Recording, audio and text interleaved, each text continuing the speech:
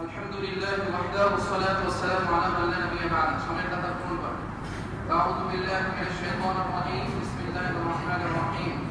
إنما المؤمنون الذين إذا ذكر الله وجلت قلوبهم وإذا تليت عليهم آياته زادتهم إيمانا وعلى ربهم يتوكلون.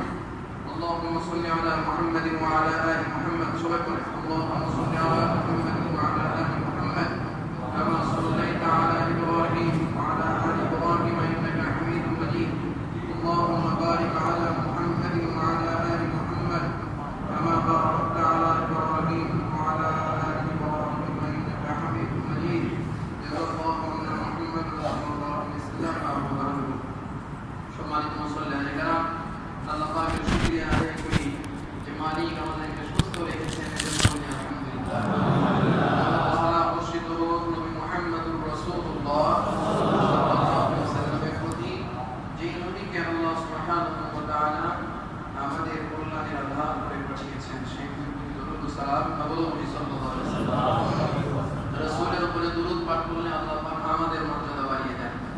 আমরা উম্মত এইরকম কোন নবীর ব্যাপারে এইরকম কোন ঘোষণা আমাদের হাদিস কোরআন থেকে এরকম কোন ইলম পাইনি, জানা নাই যে কোন নবীর প্রশংসা করলে আল্লাহ ওনার মর্যাদা বাড়িয়ে দেন, ওনার গুনাহ মাফ করে দেন, বা ওনার 10টা দরওয়াজা বন্ধ করে দেন, 10টা দরওয়াজার মর্তবা বাড়িয়ে দেন। এইরকম কোন নজির নাই। একমাত্র কেবলমাত্র নবী মুহাম্মদুর রাসূলুল্লাহ সাল্লাল্লাহু আলাইহি ওয়াসাল্লাম এর গুণগান বর্ণনা করলে, তার উপরে দরুদ পাঠ করলে কত মানুষ, কত উম্মত তাকে দেখে নাই। আমরা তো দেখি নাই আল্লাহ, কিন্তু আমরাও যদি আমাদের স্ব ইসলাম থেকে একবারে জীর্ণ শীর্ণ এলাকা থেকে উম্মতে মুহাম্মদী আল্লাহর রাসূলের নাম শুনে শুধু বলে সাল্লাল্লাহু আলাইহি ওয়াসাল্লাম, اللهم صل على محمد বলেন اللهم صل على اللهم صل عليه وبارك عليه। এই দোয়াটুকু, এই দরুদটুকু পড়ার কারণে আল্লাহ পাক আপনাকে 30টা পুরস্কার দিবেন। এটা হাদিস, সরাসরি হাদিস। মান সাল্লা আলাইহি সালাতান ওয়াহিদাতান সাল্লাল্লাহু আলাইহি 10 সালাত ওয়া হুত্তা আনহু 10 খাতিয়া ওয়া রুফি'a লাহু 10 দারাজাত। 30টা পুরস্কার কি? 10টা পুরস্কার হলো আল্লাহ আপনাকে 10টা নেকি না, আর 10টা পুরস্কার হলো আল্লাহ আপনাকে 10টা গুনাহ মাফ করে, আর 10টা পুরস্কার হলো 10টা দরওয়াজা, 10টা দরওয়াজা বিভিন্ন ধরনের পেরেশানি মাথা আল্লাহ আপনার বন্ধ করে দেবে, মানে সমুন্নত করে দেবে। কোনো পেরেশানি আছেন হয়তো ওই দুরুদের কারণে পেরেশানি আল্লাহ। এই কারণে ঘন ঘন রাসূলের উপরে দরুদ পাঠ করা, আল্লাহ যেন আমাদের তৌফিক দান করেন, বলেন আল্লাহ। রাসূলের উপরে দরুদ আসলে বেশি পাঠ করা দরকার। মান লাম ইয়াশকুরিন নাস লাম ইয়াশকুরিল্লাহ। রাওয়াহু বুখারী, রাওয়াহু আবু দাউদ। ইমাম আবু দাউদ সুনান আবু দাউদের মধ্যে বর্ণনা করেন যে যে ব্যক্তি মানুষের শুকরিয়া আদায় করে না, সে আল্লাহর শুকরিয়া আদায় করে না। আল্লাহর শুকরিয়া আদায় করার প্রথম শিক্ষা হচ্ছে মানুষের শুকরিয়া আদায় করা। মানুষ মানুষকে রেসপেক্ট করবে, মানুষ মানুষকে সম্মান দেখাবে, মানুষ মানুষের ইজ্জত করবে। আল্লাহ পাক, আল্লাহ রাসূল বলেন, তুমি কি আল্লাহর ভালোবাসা পেতে চাও, তাহলে আল্লাহর মাখলুক মানুষকে ভালোবাসো, মানুষের সাথে সুসম্পর্ক করো। তো মানুষের মধ্যে যদি শ্রেষ্ঠ মানুষ বের করা যায়, তিনি হবেন একমাত্র নবী মুহাম্মদুর রাসূলুল্লাহ সাল্লাল্লাহু আলাইহি ওয়াসাল্লাম। একজন সাধারণ মানুষের কি বলে মর্যাদা নিয়ে যদি আপনি আলোচনা করেন, এতে যদি আমার মালিক আল্লাহ রাব্বুল আলামিন খুশি হয়, ওই মানুষটা যদি শ্রেষ্ঠ মানব জাতি তো শ্রেষ্ঠ, আবার এই শ্রেষ্ঠ জাতির ভিতরে শ্রেষ্ঠতম ইনসান, শ্রেষ্ঠতম মানুষ, শ্রেষ্ঠতম নবী নবী মুহাম্মদুর রাসূলুল্লাহ সাল্লাল্লাহু আলাইহি ওয়াসাল্লামের প্রশংসা করেন, আল্লাহ পাক কি পরিমাণ খুশি হন। এই কারণে আল্লাহ রাসূলের প্রশংসা, আল্লাহ রাসূলের দরুদ বেশি বেশি করে পাঠ করা দরকার, বেশি বেশি করে পাঠ করা দরকার, বেশি করে পাঠ করা দরকার। দেখেন আল্লাহ সুবহানাহু ওয়া তাআলা এমন হয়েছে যে আল্লাহ পাক নবীকে দুনিয়াতে পাঠিয়েছেন, ওই নবীর পরে যদি আবার কোন নবীকে পাঠিয়েছেন, একই সাথে বনি ইসরাঈলের ভিতরে একসাথে অনেকগুলো নবী থাকবে, তো এমন হয়েছে যে পরবর্তী নবীর মাকামকে আল্লাহ উঁচু করে দিয়েছেন, পূর্ববর্তী নবীকে আল্লাহ পাক ওনার তাবে ওনাকে অনুসরণীয় করতে বলেছেন। যেমন একটা উদাহরণ বলি, ইয়াকুব আলাইহিস সালাম নবী ছিলেন, আল্লাহ পাক যখন ইউসুফ আলাইহিস সালামকে নবুয়তি দান করলেন, তখন আল্লাহ পাক এই নবুয়তের বেলায়েতের দরজা আল্লাহ পাক ইয়াকুব আলাইহিস সালামের উপরে দান করলেন। অর্থাৎ ইয়াকুব একজন নবী আর তার সন্তান হলো ইউসুফ আলাইহিস সালাম। কিন্তু আল্লাহ পাক বেলায়েতের মাকামটা এত উঁচু করে দিয়েছেন ইউসুফ আলাইহিস সালামের যে আল্লাহ সুবহানাহু ওয়া তাআলা সরাসরি ইউসুফ আলাইহিস সালামের তাযীবের কারণে বা ইউসুফ আলাইহিস সালামের সেই স্বপ্নকে বাস্তবায়ন করার জন্য আল্লাহ পাক ইয়াকুব আলাইহিস সালামকে দিয়ে সেজদা করেছেন। অর্থাৎ ইয়াকুব আলাইহিস সালাম যখন ইউসুফ আলাইহিস সালামের কাছে গেলেন, তখন বাবা হিসেবে তো মর্যাদা দেবেন, সম্মান দিবেন। তখন ইয়াকুব আলাইহিস সালাম নিজেই বলছেন যে বাবা, বেলায়েতের দরওয়াজায় তুমি আমার চেয়ে মাকাম উঁচু হয়ে গেছো, অতএব তোমাকেই আমাকে সম্মান দেখাতে হবে। তুমি তো বাবা হিসেবে আমাকে সম্মান দেখাতে হবে, কিন্তু তবুই নবী হিসেবে তোমাকে সম্মান। এইরকম আল্লাহ দরজা মাথা উঁচু নিচু করেছেন, কিন্তু একজন মাত্র নবী মুহাম্মদুর রাসূলুল্লাহ সাল্লাল্লাহু আলাইহি ওয়াসাল্লামকে পৃথিবীর বুকে পাঠিয়েছেন, সব শেষে নবী হিসেবে পাঠিয়েছেন। আর সমস্ত নবীদেরকে আল্লাহ পাক বেলায়েতের দিক দিয়ে, নবুয়তের দিক দিয়ে আল্লাহ পাক আমার আপনার নবীর মর্যাদা বাড়িয়ে দিয়েছেন। আমি আপনি যদি জিজ্ঞাসা করা হয় আপনার বাবা কি করে, তো আমার বাবা প্রধানমন্ত্রী, আমার বাবা মন্ত্রী, আমার বাবা এমপি, আমার বাবা চেয়ারম্যান, তো আপনি আপনার বাবার মর্যাদা, আপনার বাবার দরজা বর্ণনা করতে গিয়ে আপনার ভিতরে একটা নিজের ভিতরে একটা মনোমিতা বলেন বা সম্মান বোধ বলেন, এটা কাজ করছে। আমার নবী মুহাম্মদুর রাসূলুল্লাহ সাল্লাল্লাহু আলাইহি ওয়াসাল্লাম, এই কথাটা যদি আপনি কিয়ামতের ময়দানে বলেন, আপনার দ্বারা যদি এই কথাটা প্রকাশ পায়, তাহলে কতই না ভালো লাগবে। এখন কিভাবে বলবেন কিয়ামতের ময়দানে? কি আপনি বলবেন যে আমার নবী মুহাম্মদ? না না, এটা বলার পরে এটা বহির প্রকাশের জন্য বলতে হবে না। আপনার দুনিয়াতে রাসূলের মহব্বত যখনই স্পষ্ট হবে, কিয়ামতের ময়দানে আপনার শরীর থেকে নবীর স্বীকৃতি এটা বিচ্ছুরিত হবে। আপনি দুনিয়াতে নবীর মহব্বত কিভাবে প্রকাশ করবেন? এক নম্বর মহব্বত, নবীর মহব্বত এক নম্বর নবীর প্রকাশ হচ্ছে রাসূলের ইত্তেবায়ে সুন্নাহ। রাসূলের প্রতিটা সুন্নাহকে আমার জীবনের সাথে বাস্তবায়ন, রাসূলের প্রতিটা সুন্নাহকে আল্লাহ পাক যেন ওই নবীর প্রতি ভালোবাসা বহির প্রকাশ করার তৌফিক দান করেন, বলেন আমিন। আর নবীর প্রতি ভালোবাসার বহির প্রকাশ ঘটাতে হলে রাসূলের সুন্নাহকে আঁকড়ে ধরতে হবে। আল্লাহ পাক যেন আমাদেরকে সুন্নাহগুলোকে আঁকড়ে ধরার তৌফিক দান করেন, বলেন সম্মানিত মুসল্লিয়ানে কেরাম, গত জুমায় আমি আপনাদের কাছে আত্মসমালোচনা নিয়ে আলোচনা করছিলাম। আত্মসমালোচনা নিয়ে করলে উপকার হয় কিছু। এর ভিতরে গুরুত্বপূর্ণ একটি উপকার হলো আল্লাহর উপরে বান্দার পরিপূর্ণ ভরসা, আল্লাহর উপরে বান্দার পূর্ণ তাওয়াক্কুল আসে। পরিপূর্ণ ভরসা আল্লাহর উপরে আসে, কারণ আল্লাহর হুকুমগুলো মানতে, আত্মসমালোচনার দ্বারাই আল্লাহর হুকুমগুলো মানতে আর গুনাহগুলো ছাড়তে বান্দাকে বাধ্য করে, বান্দাকে উৎসাহ প্রদান করে। এই কারণে আল্লাহ রাব্বুল আলামিনের হুকুম মানা আর আল্লাহর উপরে ভরসা রাখা। আজকে সংক্ষিপ্ত আলোচনায় আমরা আল্লাহ রাব্বুল আলামিনের উপরে ভরসার ব্যাপারে ইনশাআল্লাহ আলোচনা করব বিআউনিল্লাহ ওয়া বিনাসরিল্লাহ তাআলা।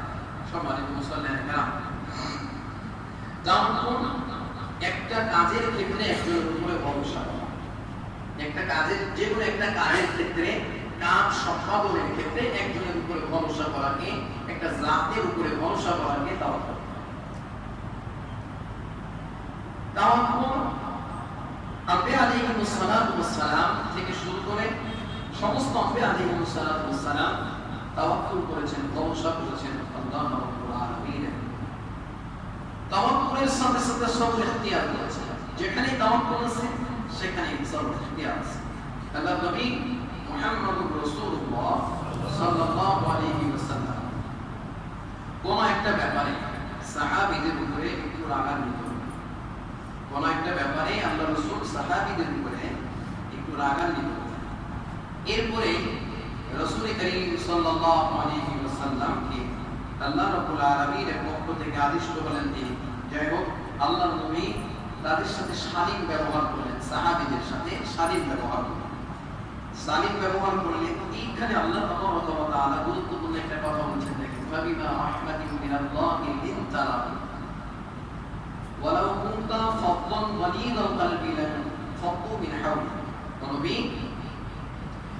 আপনি আল্লাহ রাব্বুল আলামিনের পক্ষ থেকে তাদের প্রতি করুণা এবং দয়ার জন্য আচরণ করেন। লাউ কুনতা ফাদ্দান গালিযাল কলব, আপনার হৃদয়ের ভিতরে যদি আপনি গালিজ, আপনার ভিতরে যদি অসন্তুষ্টপূর্ণ রাগ, আপনার ভিতরে যদি বক্রতা, এগুলো আপনি হৃদয়ে লালন করেন, বা এই বক্রতা থাকার কারণে, করুণ আচরণ হওয়ার কারণে আপনার আশেপাশে এখান থেকে একটা বিষয় শিক্ষা দেওয়া হচ্ছে যে মানুষকে যদি আপনি কাছে নিতে চান, মানুষের সাথে হৃদয়পূর্ণ আচরণ, সৌহার্দ্যপূর্ণ আচরণ আপনাকে। আচ্ছা, এবার আসেন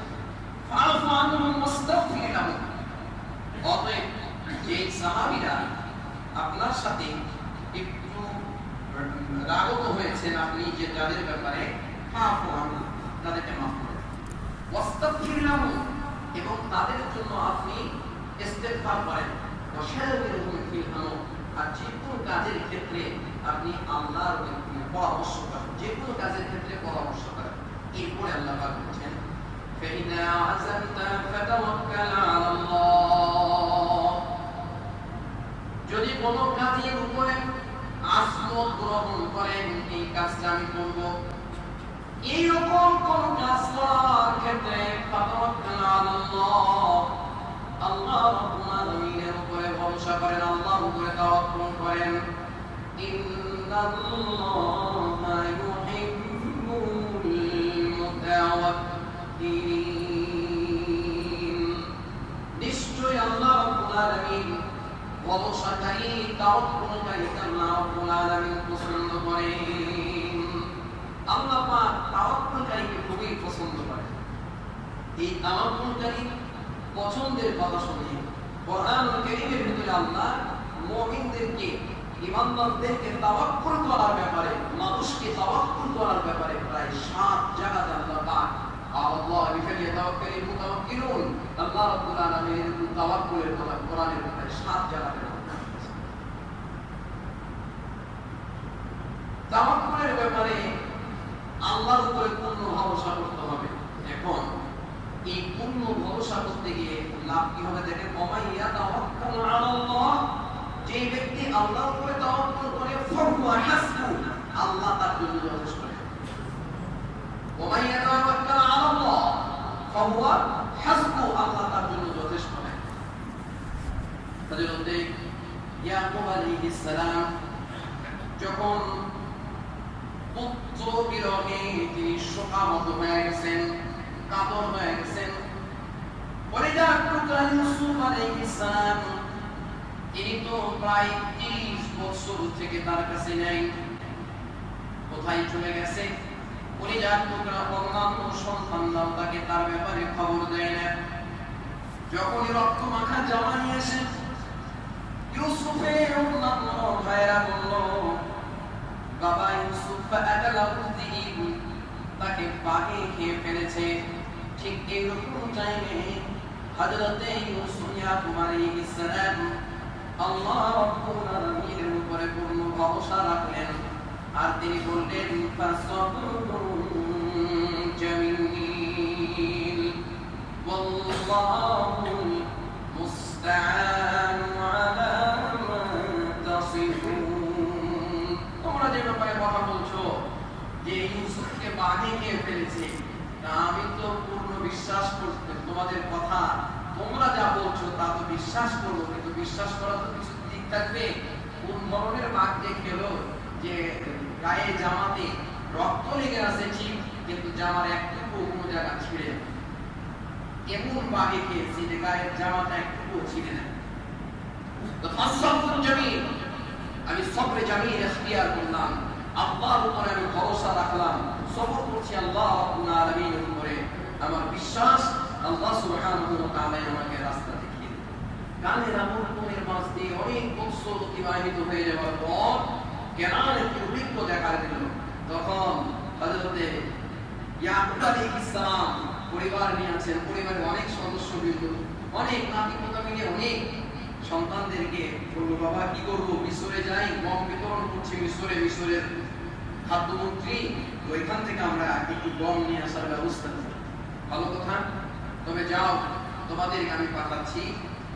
ইয়া বুনাইয়া ইয়া বানিয়া, হে পুত্র সন্তানগণ, হে প্রিয় সন্তানগণ, লা তাদখুলু মিন বাবিন ওয়াহিদিন ওয়াদখুলু মিন আবওয়াবিন মুতাফাররিকা। তোমরা যখন শহরের ভিতরে প্রবেশ করবে একসাথে 10 ভাই প্রবেশ করিও না, কারণ দলবদ্ধভাবে প্রবেশ করলে মানুষের সন্দেহের চোখে পড়ে যেতে পারো। আলাদা আলাদা দরওয়াজা দিয়ে এক একজন এক এক দরওয়াজা দিয়ে প্রবেশ করো। উদখুলু মিন আবওয়াবিন মুতাফাররিকা ওয়া মা উগনিয়া আনকুম মিনাল্লাহি মিন শাই। যে কোনো কাজের ক্ষেত্রে আমি আল্লাহ ব্যতীত কোনো কাজের উপরে ভরসা রাখি না। আমি আল্লাহর উপরে, এগুলো আল্লাহর হুকুমকে আমি মেনে নিতে চাই। আল্লাহর হুকুম থেকে আমি অমুখাপেক্ষী নই, কারণ ইনিল হুকমু ইল্লা লিল্লাহ।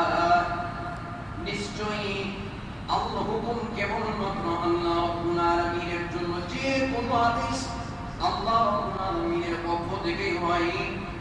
আলাইহি তাওয়াক্কালতু, আমি আল্লাহ রাব্বুল আলামিনের উপরে ভরসা করছি। ওয়া আলাইহি ফালইয়াতাওয়াক্কালিল মুতাওয়াক্কিলুন। আর আল্লাহ রাব্বুল আলামিনের উপরে ভরসাকারীরাই কেবলমাত্র আল্লাহর উপরে ভরসা করে। এতগুলো কথা থেকে কিন্তু আমরা বুঝতে পারছি ভরসা করতে হবে কার উপরে? আল্লাহর উপরে। আমাদের প্রতিটা কাজের ভরসাই হচ্ছে আল্লাহ, আল্লাহর উপরে ভরসা করতে হবে। কেন? আল্লাহি ওয়া মান ইয়াতাওয়াক্কাল আলাল্লাহ, যে ব্যক্তি আল্লাহর উপরে ভরসা করে ফাহুয়া হাসবু, আল্লাহ তার জন্য যথেষ্ট। আসি সামনে আরো আলোচনায় নিয়ে আসি। আল্লাহর নবী মুহাম্মদুর রাসূলুল্লাহ সাল্লাল্লাহু আলাইহি ওয়াসাল্লাম সূরা মুজাদালার ভিতরে আল্লাহ সুবহানাহু ওয়া তাআলা বলেন, রাসূল করিম সাল্লাল্লাহু আলাইহি ওয়াসাল্লামকে দিক নির্দেশনামূলক আল্লাহ পাক কথা বলছেন যুদ্ধের ব্যাপারে একটা আলোচনা। আমি অত দূরে যাচ্ছি না, একটি বিষয় বলছি। ইন্নামান নাজওয়া মিনাশ শাইতান লিয়াহযুরাল্লাযীনা আমানু ওয়া লাইসা বিযাযিহিম শাইআন ইল্লা বিইذنিল্লাহ। শয়তান কোনো কাজ করার যদি পরিকল্পনা নেয় আর মুমিনরা এর ব্যাপারে যদি চিন্তিত হয়, আল্লাহ পাক জানাচ্ছেন, হে মুমিন, তুমি এর ব্যাপারে চিন্তিত হও। ওয়া লাইসা বিযাযিহিম শাইআন ইল্লা বিইذনিল্লাহ। শয়তান তার কাজ দ্বারা, তার আচরণ দ্বারা, তার চিন্তাধারা দ্বারা, তার প্রচেষ্টা দ্বারা কোন কাজেই মুমিন বান্দার কোন ক্ষতি করতে পারে না। শয়তান যদি কোন কাজের পরিকল্পনা নেয়, তাহলে তার এই পরিকল্পনার দ্বারাই একজন মুমিন ব্যক্তির কোন প্রকার ক্ষতি করতে পারে না। ক্ষতি হয় তার কার হুকুমে? আল্লাহর হুকুমে। লাভ হয় কার হুকুমে? আল্লাহর হুকুমে। ক্ষতির মালিকও আল্লাহ, লাভের মালিকও আল্লাহ। ক্ষতি সাধন যিনি করেন, সেটি ক্ষতি থেকে উদ্ধার করতেও তিনি পারেন। আল্লাহ সুবহানাহু ওয়া তাআলা বলেন যে শয়তানের উপরে নয়, আল্লাহ রাব্বুল আলামিনের উপরে ভরসা করো। ওয়া আলাল্লাহ ফালইয়াতাওয়াক্কালিল মুমিনুন। অতএব মুমিন ব্যক্তি যারা হবে, ঈমানদার ব্যক্তি যারা হবে, তাদের উচিত হচ্ছে আল্লাহ রাব্বুল আলামিনের উপরে ভরসা। মুমিন ব্যক্তি যারা হবে তারা কার উপরে ভরসা করবে? আল্লাহর উপরে। শয়তানি কোন কাজ আপনাকে এমন ভাবে পেরেশানি করে দিয়েছে, এমন পেরেশানিতে ফেলে দিয়েছে যে যেই পেরেশানিতে আপনি পড়ে আছেন, যে না জানি এই কাজটা আমার জন্য বড় ক্ষতি হয়ে যাচ্ছে, আপনি ওর উপরে ভরসা করিয়েন না। কার উপরে ভরসা রাখেন? মালিকের উপরে ভরসা রাখেন। নেক নিয়াতের ভরসা আপনি মালিকের উপরে রাখেন, মালিক আপনার ফয়সালা। মালিক যেটা ভালো বুঝেন সেটা আপনার ফয়সালা। তাহলে মুমিন ব্যক্তি ভরসা করবে কার উপরে? আল্লাহি ফালিয়াতাওয়াক্কালিল মুমিনুন। মুমিন ব্যক্তি ভরসা করবে আল্লাহ রাব্বুল আলামিনের উপরে। দেখেন, এই ভরসার কথা চিন্তা করতে গিয়ে অনেক সময় অনেকেই বলে যে হুজুর ভরসা করে আমি ঘরে বসে আছি, আজকে যেন 2 বস্তা চাউল বাড়িতে চলে আসে, তাহলে কিন্তু আপনার বাড়িতে চাউল ভরসা করে বসে আছে হুজুর দুপুরে কিডনি বলেছিল গ্যাস নাই, আল্লাহর উপরে ভরসা করে বসে আছি, আল্লাহ যদি রান্নার ব্যবস্থা করে। গ্যাস জোগাড় না করলে আপনি শুধু শুধু ভরসা করে বসে থাকলে কি হবে না, ব্যবস্থাপনা হবে না। এর একটা নমুনা শুনেন, আল্লাহ সুবহানাহু ওয়া তাআলা কোনো আসবাব ছাড়াই, কোনো মাধ্যম ছাড়াই, কোনো কিছুই ছাড়াই যে মালিক সব কিছুর ব্যবস্থা করে দিতে পারেন তিনি হলেন আল্লাহ। আমি যে ভরসা করেছি যে আমি খাবো না, আল্লাহ ইচ্ছা করে আমাকে খাওয়াতে পারেন, এই ঈমান আমার আছে। আমাদেরকে এই ঈমান রাখতে হবে যে আল্লাহর উপরে ভরসা করলে বান্দার সব কাজ সম্পাদন করতে পারেন, কিন্তু দুনিয়ার আসবাব গ্রহণ করা এটা হলো সুন্নাহ।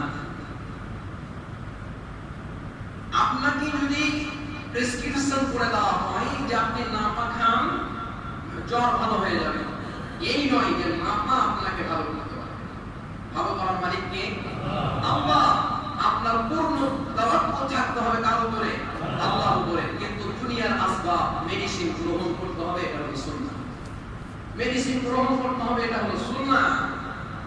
এটা রাসূল সাল্লাল্লাহু আলাইহি ওয়াসাল্লাম আপনাকে ওষুধ সেবন করতে হবে, কিন্তু ভরসা ওষুধের উপর নয়, ভরসা কার উপরে? আল্লাহ।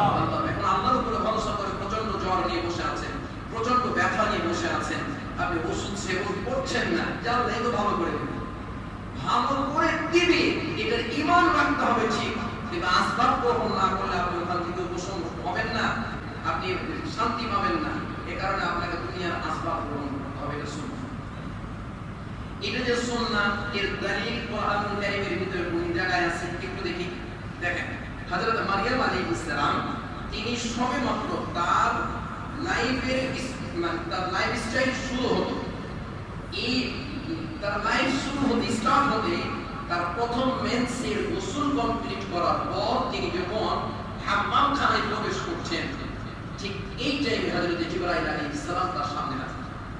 হযরত জিবরাইল আলাইহিস সালাম এসে বলছেন যে আমি আল্লাহ রাব্বুল আলামিনের পক্ষ থেকে দূত হিসাবে আপনার কাছে এসেছি। কি কারণে এসেছেন? আপনার কাছে এসেছি আমি আপনাকে একটা সন্তান দেব, আল্লাহ রাব্বুল আলামিনের পক্ষ থেকে পবিত্র সন্তান। হযরত মারইয়াম আলাইহিস সালাম বলেন, আন্না ইয়াকুনু লি কুরআন আলাম ইয়ামসাসনি বাশার ফালাম আকুবাবি। আরে আমার সন্তান হবে, আমি কোন পতিতা নই, কি বলে, আমি পতিতা মেয়ে নই, আমি কোন নষ্ট মেয়ে নই, এবং আলাম ইয়ামসাসনি বাশার, আমাকে পুরুষও স্পর্শ করেনি, আর আমার সন্তান হবে কেমন করে? ফালাম আকুবাবি, আমি সীমা লঙ্ঘনকারীও নই। ফালা কাযালিক, জিবরাইল আলাইহিস সালাম বললেন, ফালা কাযালিক, এমনটি। কালা রাব্বুকি হুয়া আলাইয়া হাইয়িন, এটা তোমার রবের হুকুম, আর রবের কাছে এটা হাইয়িন, এটা সহজ ব্যাপার, এটা খুব জটিল ব্যাপার নয়, এটা আল্লাহ ইচ্ছা করলে করে দিতে পারে, ব্যাস। ওয়ালিনাজআলহু আয়াতান লিন-নাস ওয়া রাহমাতাম মিন্না ওয়া কানা মাহদিয়া।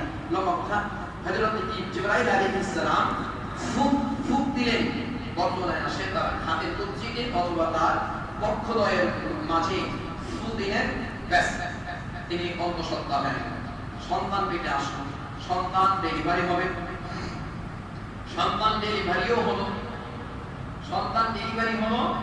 আল্লাহ সুবহানাহু ওয়া তাআলা সামনে একটা প্রবাহমান নদী আর পাশে একটা শুকনা খেজুরের গাছ। দেখেন, আসবাবকে গ্রহণ করতে হয়। আল্লাহ তাবারাকা ওয়া তাআলা মারইয়াম আলাইহিস সালামের কাছে ওহী প্রেরণ করলেন, ফানাদাহা মিন তাহতিহা আল্লা তাহজানি قد جعل ربك تحتك سريا وهزي إليك بجذع النخلة تساقط عليك رطبا جنيا। একজন ব্যক্তি ডাকে বলল, মারইয়াম, তোমার সামনে যে খেজুরের গাছ আছে, ওই খেজুরের গাছের কাণ্ডগুলো ধরে তুমি ঝাঁকি দাও। এই খেজুরের গাছের কাণ্ড ধরে ঝাঁকি দিলে আল্লাহ রাব্বুল আলামিন তোমাকে রতবান জানিয়া, ভেজা ভেজা খেজুর, তাজা খেজুরের ব্যবস্থা আল্লাহ রাব্বুল আলামিন করে দেবে। এরপরে হযরত মারইয়াম আলাইহিস সালাম খেজুরের শুকনা একটা ডাল ধরে তিনি যখন ঝাঁকি দিলেন, সাথে সাথে বংশুনি তার সামনে খেজুর এসে হাজির হয়ে গেল। একেবারে উতবান জানিয়া তাজা খেজুর পেয়ে গেলেন।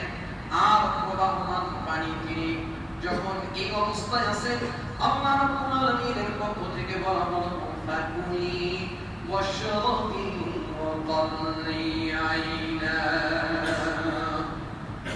এ মারিয়াম, ফাকুলি ওয়াশরাবি, এই খেজুর খাও এবং তুমি পানি পান করো, তোমার চক্ষু শীতল করো। এখন এখানে প্রশ্ন দেখেন, আল্লাহ পাক মারিয়াম আলাইহিস সালামকে ওই অবস্থায় প্রস্তুতি একজন মাকে এত কষ্ট করে গাছ ঝাঁকি দেওয়া দরকার কি ছিল বলেন তো? 10 জন মানুষে যদি খেজুরের একটা গাছ ঝাঁকি দেয় তাহলে কি একটা খেজুর পড়বে? 10 জন মানুষ যে মদিনাতে যে খেজুরের গাছগুলো দেখেছি, এইরকম 10 জন মানুষে ঝাঁকি দিলেও তো গাছের উপরে আঘাত লাগবে। তাহলে এই যে ঝাঁকি দিতে বললেন আল্লাহ, গাছটা ঝোঁকাও, এটার উদ্দেশ্য কি? আসবাব, দুনিয়ার আসবাবকে গ্রহণ, দুনিয়ার আসবাবকে গ্রহণ করো, আমি আল্লাহ তোমাকে খাদ্যের ব্যবস্থা করে দিচ্ছি। আল্লাহ জিবরাইলের মাধ্যমে কিন্তু পাঠাতে পারতেন, নবীদেরকে, ফেরেশতাদের, জান্নাতের দূতদের মাধ্যমে আল্লাহ ইচ্ছা করলে দস্তরখান পাঠিয়ে দিতে পারতেন। বনি ইসরাঈলরা হযরত ঈসা আলাইহিস সালামকে এসে বলছেন, ও পয়গম্বর ঈসা, আমাদের তো খুব অসুবিধা, আমরা তো খেতে পাচ্ছি না, আমাদের কোনো খানা পাচ্ছি না, খানা নাই, পানি নাই, ব্যবস্থাপনা নাই, তো তুমি একটু ব্যবস্থা করো, আল্লাহর পক্ষ থেকে ব্যবস্থা করো। হযরত ঈসা আলাইহিস সালাম আল্লাহ রাব্বুল আলামিনের দরবারে দোয়া করলেন। আল্লাহ তাবারাকা ওয়া তাআলা কি দোয়া করছেন? আল্লাহুম্মা হে আল্লাহ, রব্বানা আনজিল আলাইনা মাইদাতাম মিনাস সামা, আল্লাহ তুমি আসমান থেকে আমাদের জন্য একটা দস্তরখান পাঠাও। দস্তরখান মানে কি? খাবারের আয়োজন পাঠাও। দস্তরখান মানে খাবারের আয়োজন পাঠাও। তাকুন লানা ঈদান লিআউয়ালিনা, এটা যেন আমাদের প্রথম একটা ঈদ হয়ে যায়, আমরা এটা আমাদের প্রথম এবং শেষ ঈদ। আর আমাদের এটা যখন তিনি এই কথা বললেন, আল্লাহ তাবারাকা ওয়া তাআলা কি করলেন? আল্লাহ সুবহানাহু ওয়া তাআলা আসমান থেকে হযরত ঈসা আলাইহিস সালামের দোয়া কবুল করে আল্লাহ তাবারাকা ওয়া তাআলা আইয়ুরাসিল আলাইনা মাইদাতাম মিনাস সামা, আল্লাহ সুবহানাহু ওয়া তাআলা আসমান থেকে একটা দস্তরখান অর্থাৎ খানার ব্যবস্থা পাঠিয়ে দিলেন। তো আল্লাহ এরকম ব্যবস্থা দিতে পারেন, ইচ্ছা করলে কোনো মাধ্যম ছাড়াই আপনাকে যে কোনো ব্যবস্থা দিতে পারেন। আল্লাহ দিচ্ছেন তো, আল্লাহ অক্সিজেন দিচ্ছি, কোনো মাধ্যম লাগে না, কোনো মাধ্যম নাই, আল্লাহ ব্যবস্থা করে দিচ্ছেন। ঘুমের টাইমে আপনি এক্সট্রা চিন্তা করে অক্সিজেন দিবেন না, নিতে হবে না, কিন্তু ওটার আল্লাহর হুকুমের যখন বিঘ্নতা ঘটে যাবে তখনই আপনার বিভিন্ন ধরনের পেরেশানি আপনার ভিতরে শুরু হয়। একই চোখ আপনি তাকাচ্ছেন, কিন্তু কিছু দেখতে পাচ্ছেন, দেখাটা কি? আল্লাহ রাব্বুল আলামিনের হুকুম দেখার ব্যবস্থা করে দিচ্ছে। ওই একই রকম চোখের সবকিছু আছে, ব্যবস্থাপনা আছে, বাস রেটিনা পাওয়ার আল্লাহ কেড়ে নিয়েছেন, হুকুম কেড়ে নিয়েছেন, তাকাচ্ছেন কিন্তু দেখতে পাচ্ছেন। এটা হলো আল্লাহ রাব্বুল আলামিনের হুকুম। আল্লাহ কোনো আসবাব ছাড়া ব্যবস্থা করে দিতে পারেন, কিন্তু বান্দাকে শিখাচ্ছেন, বান্দা তোমাকে আসবাব গ্রহণ করতে হবে। মারিয়াম আলাইহিস সালামকে কথা বলেন, হযরত ইউসুফ আলাইহিসকে, হযরত ইব্রাহিম আলাইহিস সালাম, হযরত ইব্রাহিম আলাইহিস সালাম যখন তাকে আগুনে ফেলে দাও, তখন আল্লাহ পাক ডাক দিলেন, কুলনা ইয়া নার, আল্লাহ পাক আগুনকে ডেকে বললেন, ইয়া নার ইয়া কুনি বারদান ওয়া সালামান আলা ইব্রাহিম, আমার ইব্রাহিমের জন্য ঠান্ডা শান্তিদায়ক হয়ে যাও।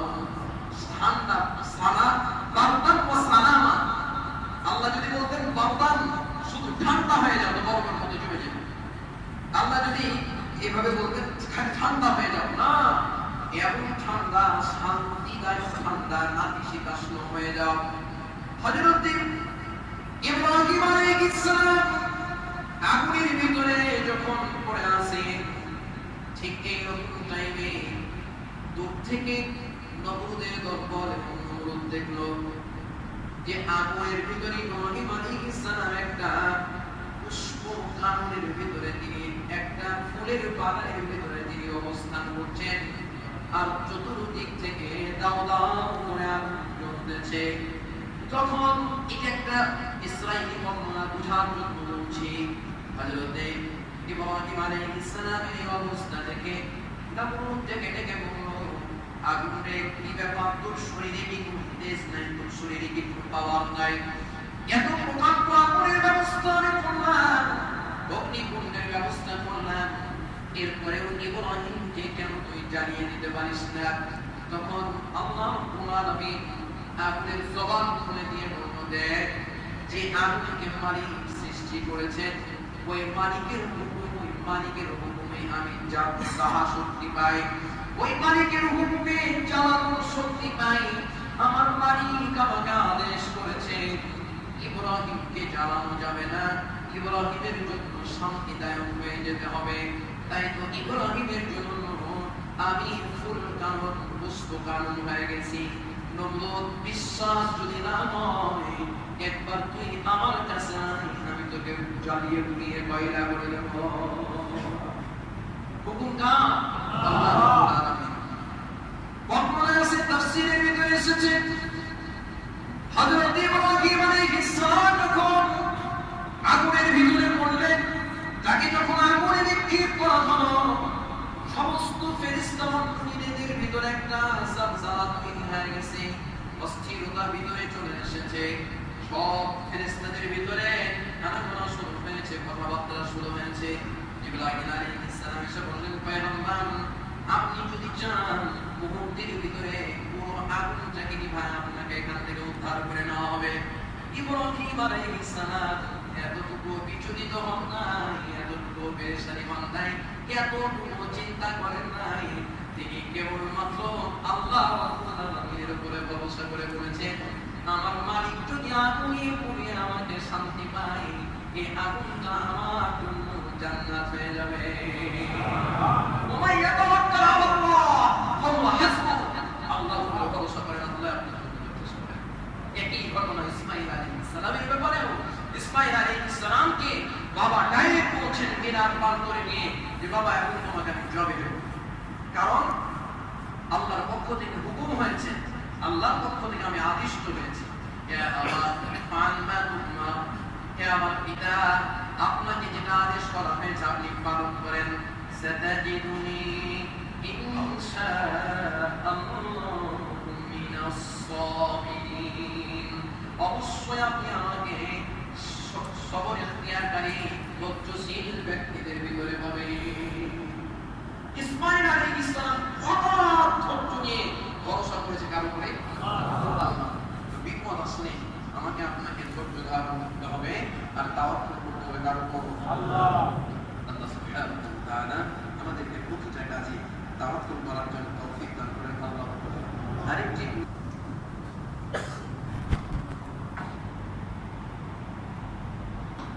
আলহামদুলিল্লাহি রাব্বিল আলামিন ওয়া আল-আকিবাতু লিল-মুত্তাকিন। আসসালাতু ওয়াস-সালামু আলা রাসূলিহি মুহাম্মাদিন ওয়া আলিহি ওয়া আসহাবিহি আজমাইন। আল্লাহুম্মা লাকাল হামদু হাত্তা তারদা ওয়া লাকাল হামদু ইযা রাদাইতা ওয়া লাকাল হামদু বা'দা রিদা ওয়া লাকাল হামদু আলা kulli hal। اللهم اغفر لنا ولوالدينا ولإخواننا ولأخواتنا رب ارحمهما كما ربياني صغيرا. ربنا آتنا في الدنيا حسنة وفي الآخرة حسنة وقنا عذاب النار. رب العالمين জুমার নামাজ আদায় করে মসজিদ বানার তোমার নেককার বান্দাদেরকে সঙ্গে নিয়ে ভিক্ষুকের মতো অপরাধী হয়ে তোমার দরবারে আমরা তুলেছি। আয় আল্লাহ তাআলা মেহেরবানি করে জিন্দেগির तमाम অপরাধ গুলো মাফ করে দিয়ে আল্লাহ আজকে আমাদের জুমার আল্লাহ তাআলা তিলাওয়াত জুমার নামাজ জুমার চলা মেহেরবানি করে কবুল করে দাও।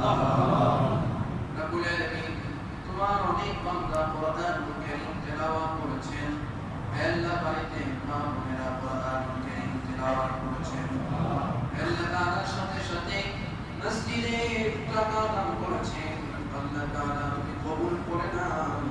কারিয়া সওয়াব যে প্রথম চুমলে জীবন ধন্য হয়, তোমার হাবিবের কদম মুবারকে পৌঁছে দাও।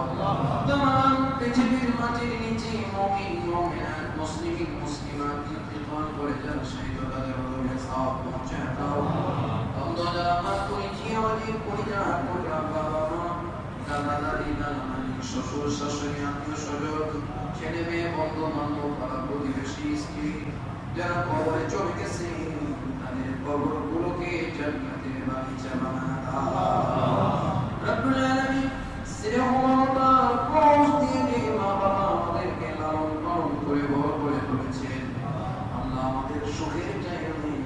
কবরে চলে গেছে, আল্লাহ তাআলা কবরে তোমার রহমতের কোণে বসায় তাদেরকে সুখ দান করো, তোমার রহমতের কোণে বসায় বাবা তুমি লালন পালন করো, যেমন ভাবে আব্বা আম্মা আমাদেরকে তাদের স্নেহের কোণে লালন পালন করেছে। রব্বির হামহুমা কামা রব্বায়ানি সগীরা।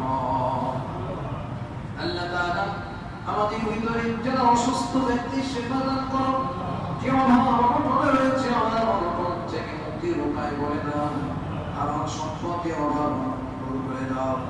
আল্লাহ তোমার কোন বান্দা কোন পেরেশানি নিয়ে না করেছে, আল্লাহ তাআলা কি পেরেশানি তার রয়েছে তুমি বেশি ভালো জানো। আলিমুম বিযাতিস সুদূর, আল্লাহ তোমার বান্দাদের সবার পেরেশানি আল্লাহ তুমি দূর করে দাও। রব্বুল আলামিন বিশেষভাবে আজকে যারা তোমার দরখাস্ত পেশ করেছেন, কোরআন পড়নেওয়ালাদের তেলাওয়াত কবুল করে নাও। আল্লাহ তাআলা তাদের মরহুমাদের রোগীর সওয়াব পৌঁছায় দাও, আর তাদের পরিবারস্থ যারা জীবিত সকলের জন্য বরকতের ওসিলা হিসেবে কবুল করে নাও। আল্লাহ যারা টাকা দান করেছেন, মসজিদে দান করেছেন, তাদের দান কবুল করে তাদের আপনজনগুলোকে মাফ করে দাও। আল্লাহ তাদের আপনজনদের কবরে সওয়াব পৌঁছায় দাও, আর জীবিত ব্যক্তিদের আল্লাহ তুমি সুস্থ রাখো, ভালো রাখো। আল্লাহ তাআলা যতদিন আমরা বেঁচে আছি সুস্থ শরীরে তোমার হুকুম মতো পাঁচ ওয়াক্ত নামাজ জামাত আদায় করার তৌফিক দাও। সুবহান রাব্বিকা রাব্বিল ইজ্জাতি আম্মা ইয়াসিফুন ওয়া সালামুন আলাল মুরসালিন ওয়ালহামদুলিল্লাহি